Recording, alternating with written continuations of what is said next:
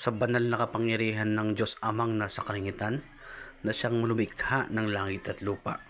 Walang sino man ang makakapagtago sapagkat anumang ibulong mo sa dilim ay maririnig sa liwanag.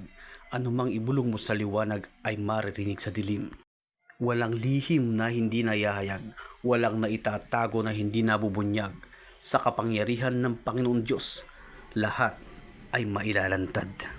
Walang kapangyarihan dito sa lupa na mas malakas, kundi ang kapangyarihan nagmumula sa kalangitan at liwanag na pagmamay-ari ni Hesukristo.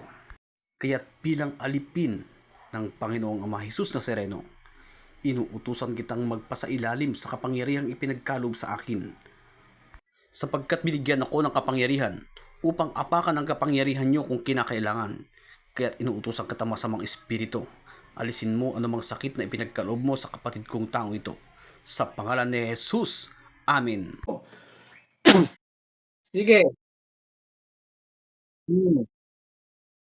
Sige. Ayusin mo lahat.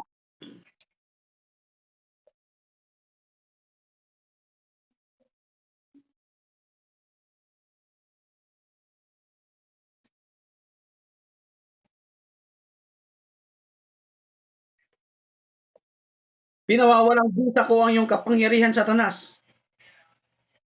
Pinapalayas ko sa katawan ng taong yan. Alisin mo lahat ng karamdaman ng katawan ng taong yan.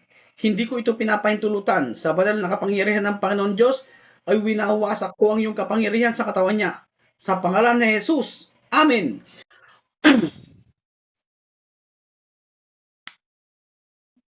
Gisingin mo na yung asawa mo. Gisingin mo po yung asawa mo. Gisingin mo siya.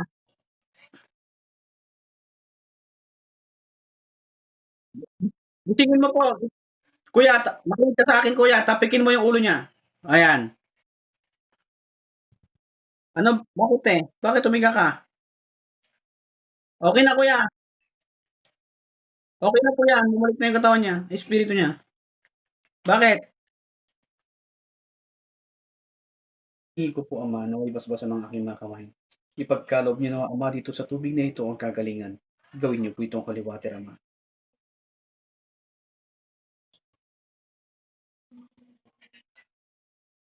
Ang tubig na ito ay wawasak sa kapangyarihang itim sa katawan ng taong ito.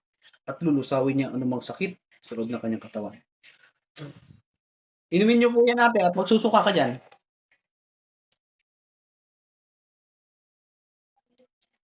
Inumin niyo. Ayan, inumin. Magsusuka yan. Kuha kayo ng pagsusukahan niya.